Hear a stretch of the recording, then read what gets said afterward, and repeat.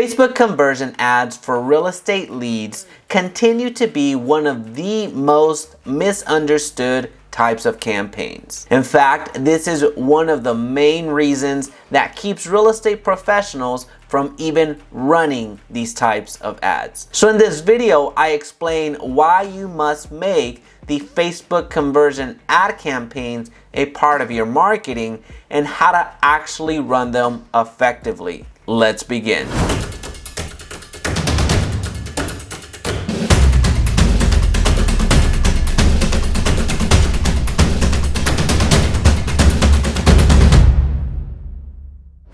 Hey, it's Jaime. If we're just meeting, welcome to the channel that brings actionable content to grow your business through online marketing. So if that sounds beneficial, consider subscribing. So let's start off. What is a Facebook conversion ad? It's a type of Facebook ad that encourages your audience to take action and then optimizes for said action. So if you want page visits, sales, or another action, Facebook conversion ads encourage people to go to your website and do that type of action. In other words, Facebook conversion ads are designed to exponentially grow your sales, your leads, and any other type of conversion. Now that's the basic description that Facebook gives, but there are two major concepts that when you understand them, you'll be able to run conversion ads like the pros. The first concept is that a Facebook conversion ad is data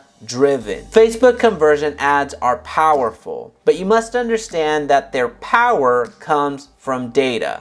So the more data that you provide, the more conversions you're ultimately going to receive. So with that said, Facebook wants to see at least 50 conversions per week so it can continue getting relevant data and continue optimizing your campaigns. Now, this isn't to say that you can't run conversion ads if you have less than 50 conversions per week. There are plenty of campaigns that I run that have between 30 and 40 conversions on a weekly basis. Just understand that Facebook wants to see at least 50 in order to make it an optimal delivery. Now, I know what you're thinking. Well, Jaime, I don't have 50 sales or 50 leads, i.e. I don't have 50 conversions a week. No problem. So what I share with agents that ask me that, and as they're starting off in their Facebook ad journey, to start at the top of the funnel. So start optimizing for the landing pages, start optimizing for people that visited their order page, just did an order or submit their information, and work their way down the sales funnel. So what they'll find is that more and more of their traffic will start converting.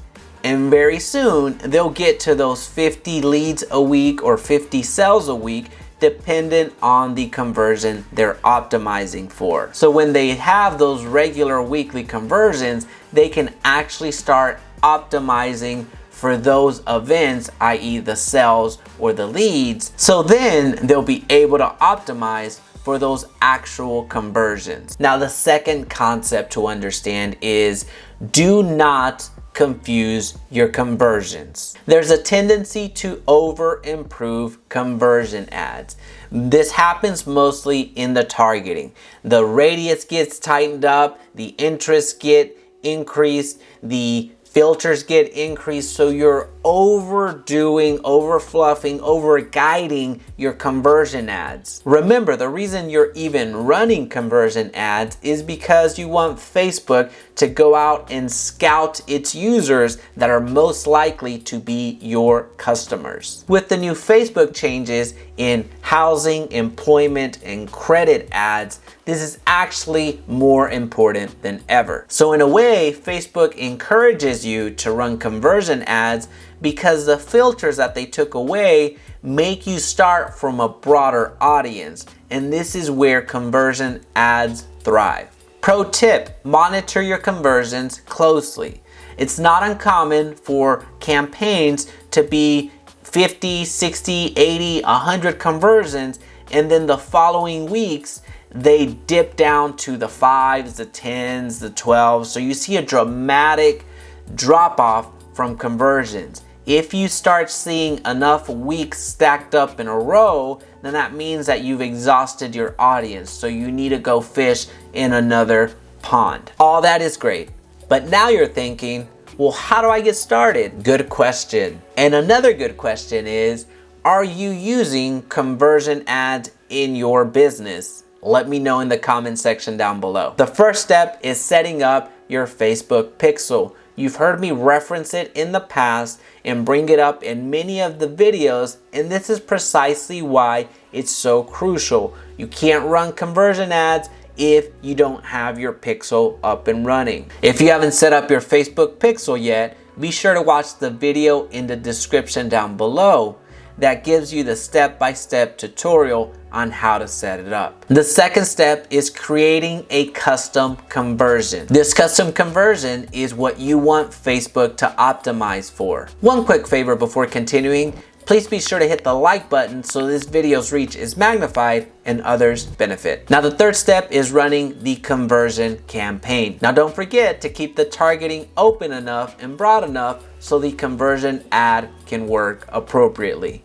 Now another pro tip, consider this conversion ad as a scout. It's gonna go into Facebook and look for people that are most likely to say yes. So this conversion ad is gonna go out there and reach hundreds, if not thousands of people that are ultimately going to say no. They may engage with your ad, but not all of them are going to submit their information. So at this point, be sure to run another ad right behind your conversion ad, retargeting those people that engaged with your conversion ad in some capacity. So you're retargeting the people that have shown initial interest but didn't ever submit their information to you. Well, that's it.